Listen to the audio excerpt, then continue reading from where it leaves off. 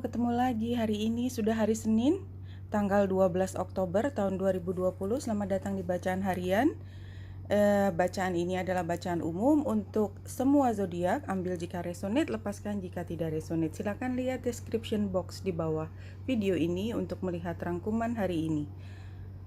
Iya, hari ini sebenarnya kalau kita lihat buku itu jelas tentang evaluasi. Saya ambil keywordnya ya. Keywordnya adalah investigasi, pemahaman lebih dalam, sesuatu yang formal. Formal itu sesuatu yang sudah ditetapkan karena ini udah ada capnya ya, apapun maknanya. Mungkin secara kolektif memang ini ada kaitannya dengan aturan. Kemudian satu lagi keyword yang berikutnya adalah rumah, diri sendiri, tempat yang paling sakral buat kita, yang paling mendalam. Jadi ini sebenarnya adalah situasi di mana kita mencoba mengevaluasi, mencoba untuk memahami lebih dalam lagi, tidak hanya apa yang tertulis tetapi juga apa yang memanggil hati kita.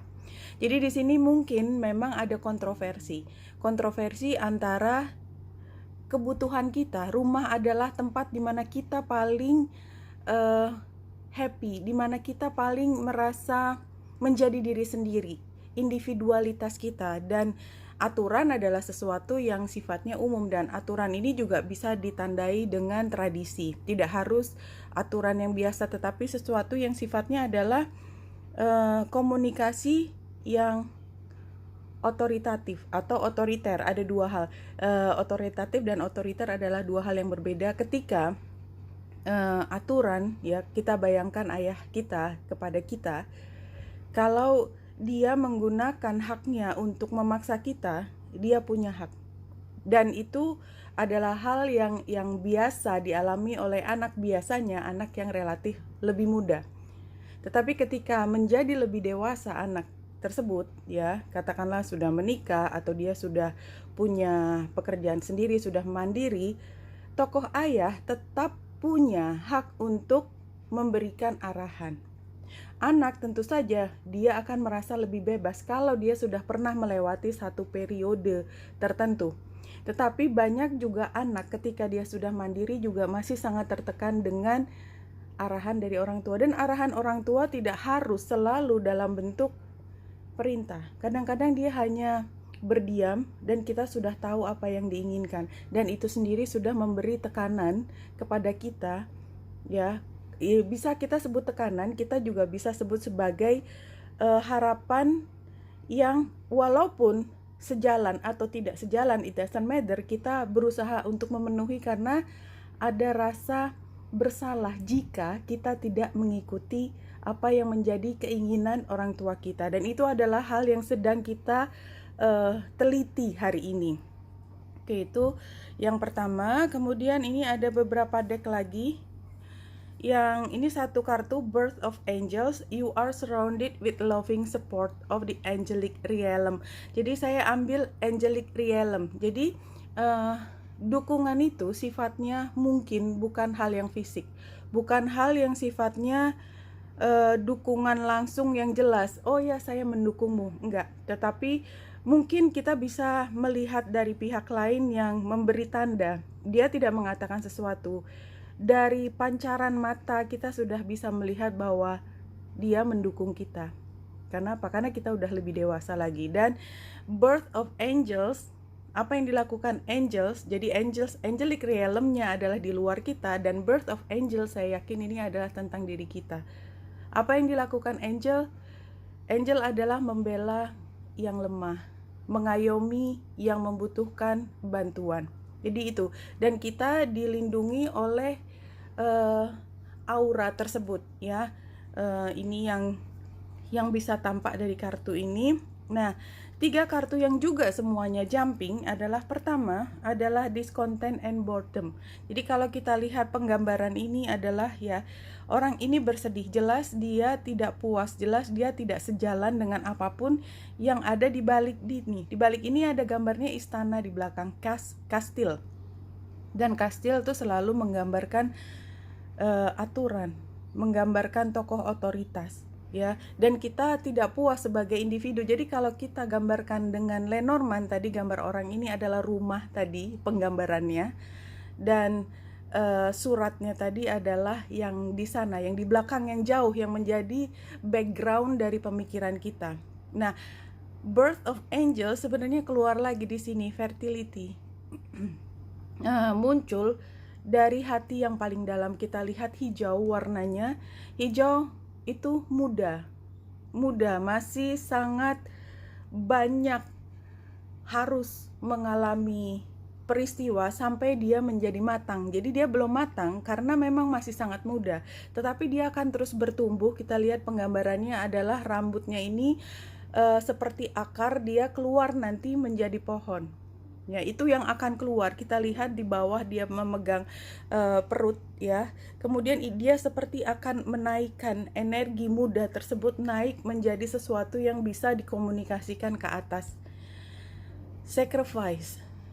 Ini bukan kartu yang mudah karena ketika kita melahirkan, tanda petik fertility, melahirkan ide tersebut, karena dia ada di kepala, di cakra yang atas, berarti ini adalah ideologi, maka memang harus ada yang dikorbankan, apapun maknanya. Ya, ada sesuatu yang dilepas. Korban adalah melepaskan, sacrifice, melepaskan sesuatu. Dan gambar pelangi ini sebenarnya menunjukkan bahwa saat ini kita berada di titik ini, bahwa pelangi selalu ada titik yang lain di ujung, di mana biasanya digambarkan bahwa di ujung pelangi itu ada peti berisi emas. Tapi kan ini tidak digambarkan sekarang karena memang belum terlihat, tetapi kita paham bahwa ini adalah saatnya kita sacrifice. Oke, ini yang kita gambarkan hari ini. Dan bulan yang berada di Leo itu juga tentang fertility, tentang kreativitas, tentang melahirkan sesuatu. Jadi Leo itu sering digambarkan dengan anak karena dia memang fertilitas, kebahagiaan, keceriaan, ekspresi. Dan dia sextile dengan matahari yang ada di Libra. Artinya kalau kita mau menggunakan energi ekspresi ini, jadi sextile tidak harus dengan sendirinya jalan ya, tapi kita yang memilih sendiri.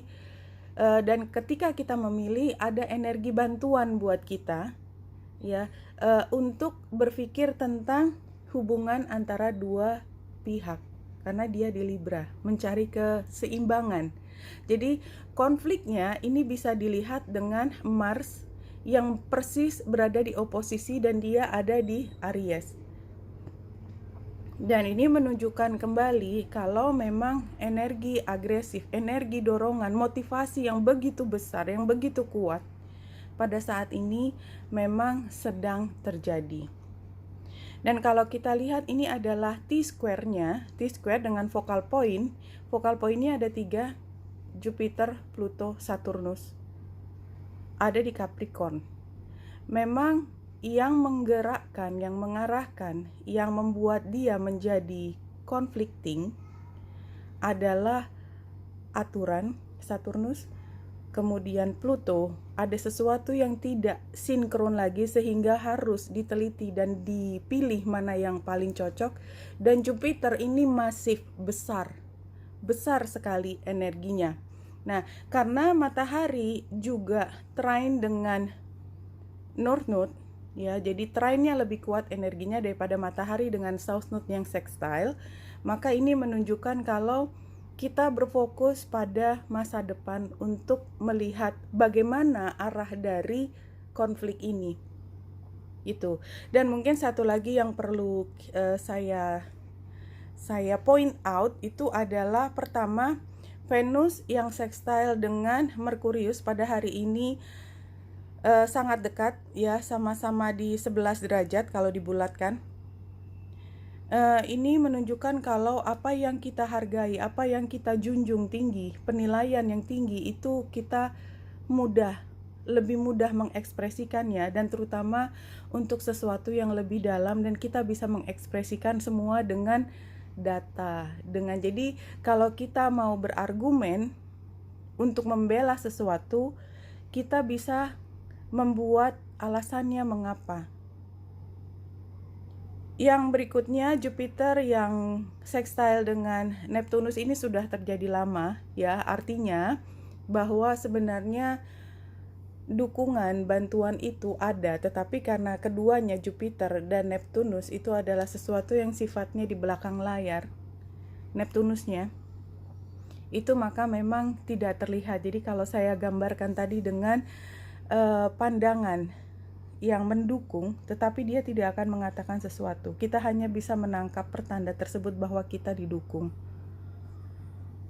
Oke, kita lanjut dengan tarotnya hari ini 4 kartu.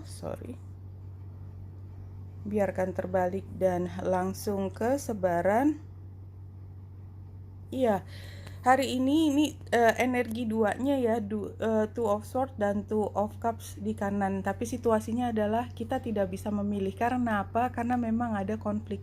Dan konflik ini kita mungkin cenderung untuk diam. Tetapi sebenarnya kita sudah punya semua pilihan itu beserta lengkap dengan informasi yang melatar belakangi apapun pilihan kita. Tantangannya Eight of Pentacle terbalik.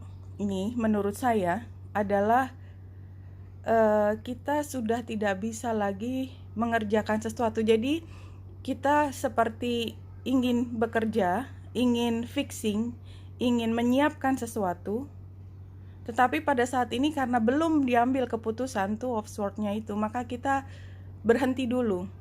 Nah, sarannya, advice-nya adalah The Star. Ini menunjukkan kalau kita perlu memastikan bahwa kita paham dulu tentang apa yang kita inginkan. Kalau kita paham tentang apa yang kita inginkan, ya, The Star itu adalah jarak antara sekarang dan masa depan.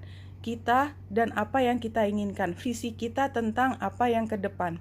Maka dengan demikian hasilnya, kalau kita memang paham apa yang kita inginkan, maka kita juga paham Two of Cups-nya dengan siapa kita membuat ya sekutu, istilahnya siapa ally kita gitu, siapa yang menjadi pihak-pihak yang akan membantu kita mencapai apa yang kita cita-citakan. Itu penggambarannya. Dan terakhir saya akan menggunakan guiding light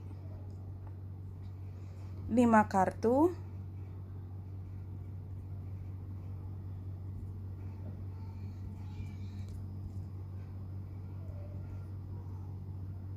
Oke, sudah dipilih. Blessing in disguise. Iya, blessing in disguise itu seperti situasi yang tampaknya menyeramkan, tampaknya menakutkan, tampaknya adalah hal yang buruk, tapi sebenarnya ini adalah perubahan yang kita inginkan. Kalau kita sudah terbiasa di dalam satu situasi dan kita ingin berubah, maka harus ada guncangan dulu. Tanpa guncangan, tidak ada yang namanya perubahan itu bersifat gradual. Kebanyakan perubahan besar itu dimulainya dengan revolusi, perubahan yang besar. Ya, challenge-nya adalah you are worthy. Ya, ini adalah Venus yang tadi sextile dengan Merkurius. Jadi kadang-kadang kita merasa tidak berdaya, kadang-kadang kita merasa tidak mampu mengutarakan apa yang menjadi kebutuhan kita, yang pantas kita perjuangkan. Solusinya adalah home sweet home. Rasanya memang tadi sudah terlihat di kartu yang awal antara surat dengan rumah. Kalau di Lenormand tadi, maka sepertinya solusinya adalah rumahnya. Apa yang membuat kita menjadi lebih aman dan tentram? Advice-nya adalah light-heartedness. Jadi seberapapun kita memperjuangkan, yang perlu kita ketahui adalah kita melakukannya semua bukan dengan emosi yang meledak-ledak. Dan itu sangat dimungkinkan hari ini, apalagi Mars yang retro tadi oposisi dengan matahari di Libra. Dan Mars ada di Aries. Ini memang pertentangan antara kebutuhan diri dengan persetujuan antara dua pihak, dan ini sangat keras.